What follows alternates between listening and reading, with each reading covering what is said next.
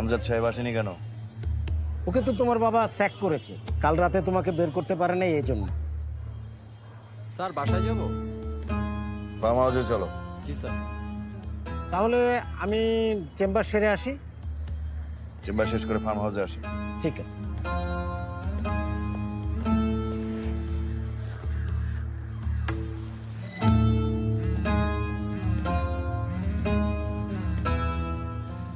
হ্যাঁ জারাপ্পা। হ্যালো লিটন ভাই। আপনি তো চলে গেলেন, আমি রেডি হয়ে বসে আছি। ওসি সাহেবের সাথে দেখা করাবেন না? আমি সকাল থেকে ওসি স্যারকে ফোন দিতেছি কিন্তু ফোনে পাচ্ছি না। তাহলে এখন আমি খোঁজ নিয়ে আপনাকে জানাইতেছি। দেখেন, আমি বাসায় একা, আমি একদম সেফ ফিল করতেছি না। আর আপনাদের ভরসায় আমি বলছি স্টেটমেন্ট দিব। এখন যদি আপনাদেরকে না পাওয়া যায়, আমি কিভাবে কি করব? স্যার যেহেতু আছে একটা ব্যবস্থা হয়ে যাবে। আর কেউ কি জানে ওই ব্যাপারটা? না না আপা, আমি আর ওসি স্যার ছাড়া এই ব্যাপারটা কেউ জানে না। আপনি টেনশন করেন না, আমি দেখতেছি। আচ্ছা, আমি এখন কি করব সেটা বলেন।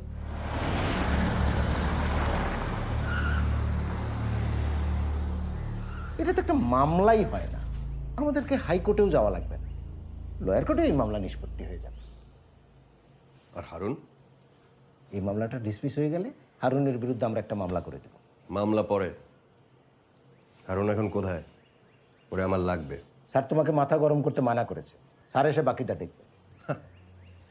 দেখছি তো কি করছে আপনার স্যার সারা রাত।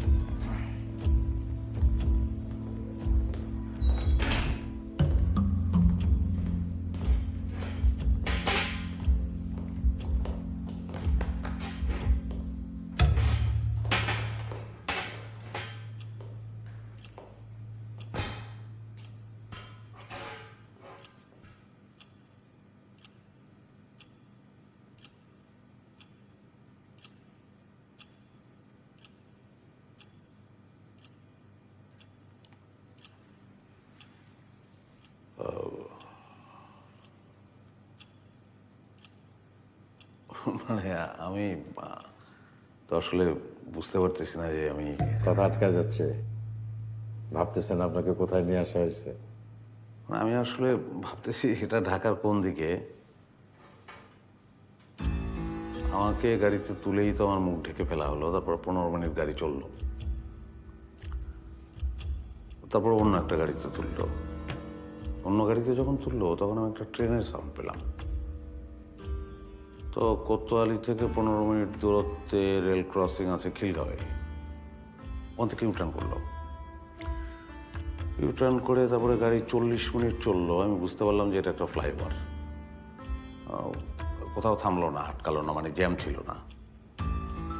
তখন মনে হলো যে ফ্লাইওভারটা দক্ষিণ দিকের কোনো ফ্লাইওভারই হবে।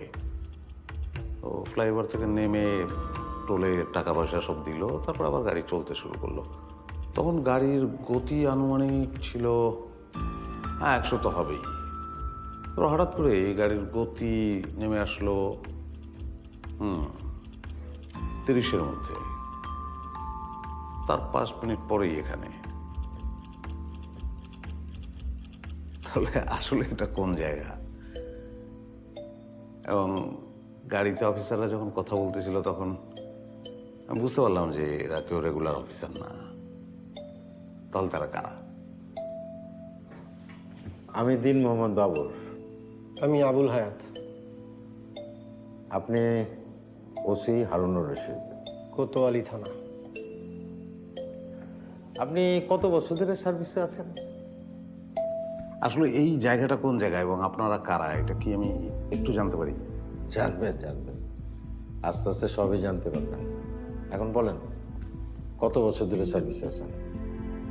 কাদের কথার উত্তর দিচ্ছি, কেন দিচ্ছি সেটা না জেনে কি কথা বলা ঠিক হবে? কি বলেন?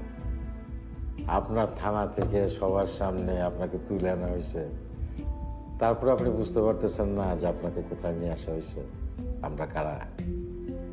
এবার বলেন, কত বছর ধরে সার্ভিসে আছেন বলেন। 20। 20 বছর। আপনার বিরুদ্ধে অনেক অভিযোগ আছে, গত 20 বছর ধরে যা যা করছেন।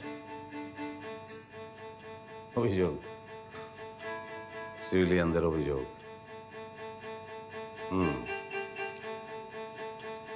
শোনেন, দুইটা কথা মনে রাখবেন। আরে রাখেন, আপনি মনে রাখবেন। নতুন কিছু বলেন। দুইটা কথা ভুলে যাবেন। নাম্বার 1, বাংলাদেশের সব মানুষ সহজ সরল। নাম্বার 2, তারা পুলিশকে বন্ধু মনে করে। পাবলিকের ধর্মই হইতেছে সব ব্যাপারে অভিযোগ করা। আপনি 99টা কাজ ঠিকঠাক করলেন, একটা করতে পারলেন না, আপনি খারাপ। আমাদের অবস্থা আসলে গোলকিপারের মতো। পুরা ম্যাচ সেভ করে লাস্ট মিনিটে একটা গোল খেলো গোলকিপার, সব দোষ গোলকিপারের। তো আপনি বলতে চাচ্ছেন আপনার বিরুদ্ধে করা সব অভিযোগ মিথ্যা? কোন অভিযোগ? আফরান চৌধুরী কেস। ঠিক আছে, আমি গোড়া থেকে বলতেছি। 2007 সালে প্রবাসী ব্যবসায়ী রুহুল আমিনের কাছ থেকে 30 লাখ টাকা চাঁদা আদায়। 2009 সালে নজিরবিহীন ঘুষ কেলেঙ্কারি। 2010-এ আমলাচল প্রকল্পের জমি দখল। 2013 সালে চেয়ারম্যানের প্রতিপক্ষকে এলাকা থেকে উচ্ছেদ। 2015 সালে স্থানীয় সরকার নির্বাচনে পক্ষপাতমূলক আচরণ। 2017 সালে বিশিষ্ট হুন্ডি ব্যবসায়ী আকমল মিয়ার সাথে আপনার ব্যবসায়িক লেনদেনের যোগসূত্র পাওয়া গেছে। সর্বশেষ হাউজিং ব্যবসায় মোটা অঙ্কের টাকা ইনভেস্টমেন্টের অভিযোগ আমাদের হাতে আছে। এরকম আর কয়টা শুনবেন?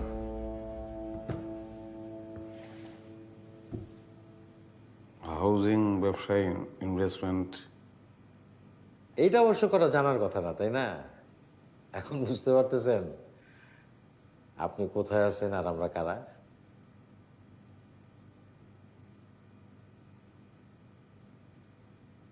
আমাকে কি আটক করা হয়েছে? যদি তাই হয় তাহলে কোন কোন ধারায়? আপনাকে একটা ধাঁধা ধরি, উত্তর দেন।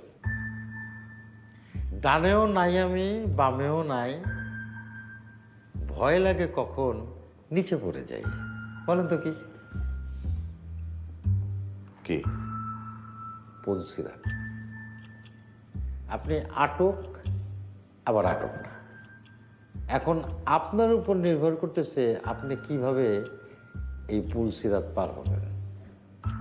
আপনি যদি সত্য বলেন পার হয়ে যাবেন, আর যদি সত্য লুকান তাহলে আটকায় যাবেন।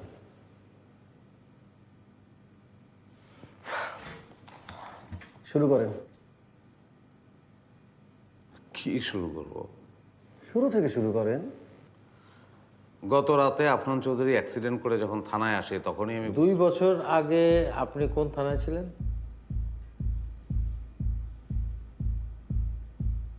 2 বছর আগে কোতোয়ালি থানায় আসার আগে আপনার কোন থানায় পোস্টিং ছিল? শাকারিপুর। 30শে ডিসেম্বরের নির্বাচনের ঠিক 1 মাস আগে আপনার লাস্ট ডে ছিল ওই থানায়, তাই না? মনে পড়ে?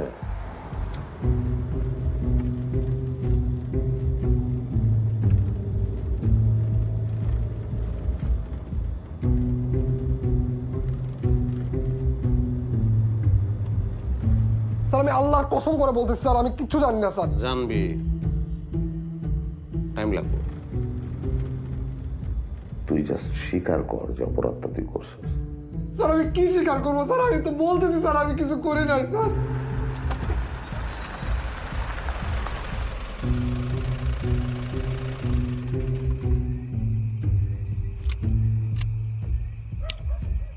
যা যা।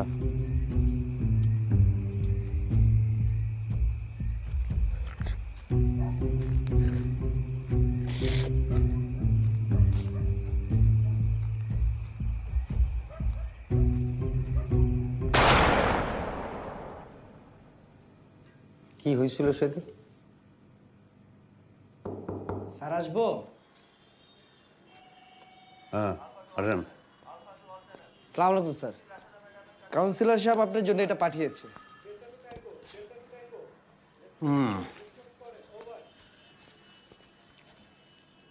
আপনার উজ্জ্বল ভবিষ্যৎ কামনায় কাউন্সিলর আব্দুল মান্নান।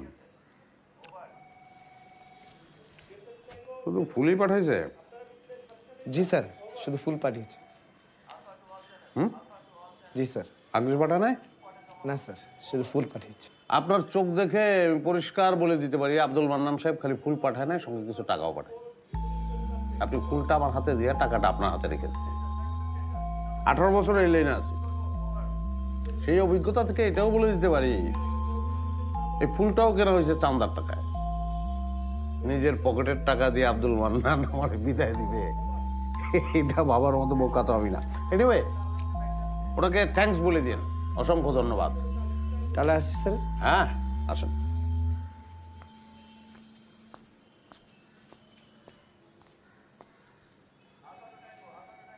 রতনারে, কেমন আছেন? স্যার, যতদিন আপনি ছিলেন ততদিন কোনো টেনশন ছিল না। এখন কালকে থেকে কি হবে স্যার, কিছুই বুঝতে পারছি না। আপনি ব্যবসায়ী মানুষ, আমার মনে হয় আপনি একটা উপায় বের করে ফেলবেন, অসুবিধা নেই। এইটা স্যার, কি এটা? স্যার এই মাসেরটা।